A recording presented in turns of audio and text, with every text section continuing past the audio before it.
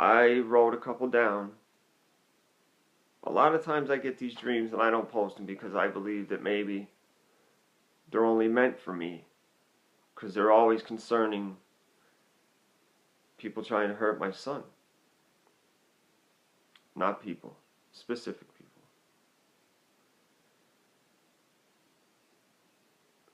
There's one that I know wasn't just for me. I don't know if I wrote that one down. Then it switched. I did. I was in a circle of people. Someone was speaking and said that basically, I know that we're all good Christians and that everyone is suffering right now, but could you please remember and lift up these people exclusively?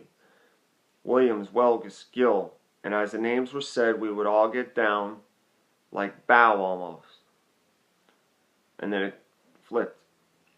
Then it switched. I was walking. I saw a friend of mine. I asked him for help. Told him I unburied an old car motor and it was sitting in the field. He said something, and when he saw it, marveled at the type of motor it was. The whole time this was happening, I was on the phone with his father, but I can't remember the conversation. And the field that we were in was this giant, just a mud field. Like it looked like they cleaned a whole valley. And it was cut and graded. It flipped again. We were driving into this field, Valley Stadium. Now I've seen this before. And every time I see it, my head tells me it's LA.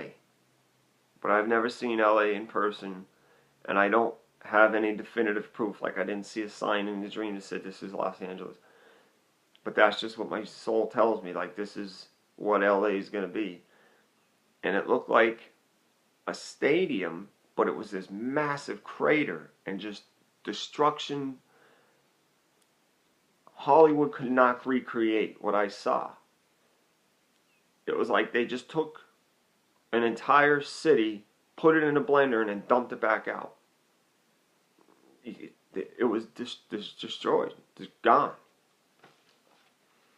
We were driving into this field, Valley Stadium, and it was a total and complete destruction.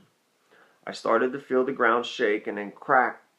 That's what I heard, like a stick breaking, but on a scale that would knock you to your ass. Excuse my language. Crack, boom, and this massive explosion. And I looked up and I saw an explosion many, many miles off that I had seen before. And now I had a dream once before where I was walking up East Main Street and I looked up above my grandmother's business and it was like the whole world just blew up. This massive cloud of fire and lightning and smoke and same explosion in this dream. I looked up and I saw an explosion many, many miles off that I've seen before. We started to search for survivors. And one old man in particular was yelling and crying. We were looking down into this giant hole where a car that contained his wife was. I could actually feel the sharpness of the concrete because I was down on the ground like if you were laying sideways kind of trying to look down in this hole. I could feel the rocks and stuff poking me, cutting me. And I knew him and his wife in the dream. I knew their names, I knew who they were, their story, where they were from. And that was it. And that motor, I have written that motor was a very special one. That when he saw that motor, it was like finding the Holy Grail. I don't know what was so important about this motor. I just got a verse in my head about the burying stuff in the field. Alright, next one. Wow. Going north on 81, kind of dark. This happened on 4/16/14. Highway was a parking lot. Big fire in the road. I could smell the smoke, people panicking. All cars everywhere were stopped, complete fear and chaos. It was over. Then I was in a field. Cows were slaughtered everywhere. Sky was wrong. Funny looking army guys. Was understood that it was aliens, but I knew it wasn't.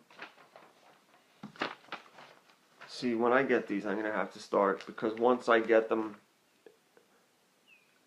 instead of just thinking about it and not wondering if they're for me or because I lose a lot of the insight. Like I don't remember. A lot of my dreams have been that my wife hurting my son. One of the last ones I had was horrible. The thing that I remember most out of it is me running with the boy, and these people are throwing rocks at me. And there was a guy, the guy that was the main person in the dream, and the girl, like a Mexican, Puerto Rican. I was in a section of the city where it was like the Badlands of Philly. And he threw this rock at me, and I caught it. And I threw it back, and it hit him, bounced off, and I caught it again. And his girl said something. Like, oh, whoa, whoa, don't, you gotta stop now. That's beyond, like, that symbolized something to them, like, supernatural, almost, that I caught the rock, threw it off him, and then caught it again. She was like, listen, you can't do this. He's different. You can't touch him. You gotta let him go. It scared her. I remember being in this house, and that,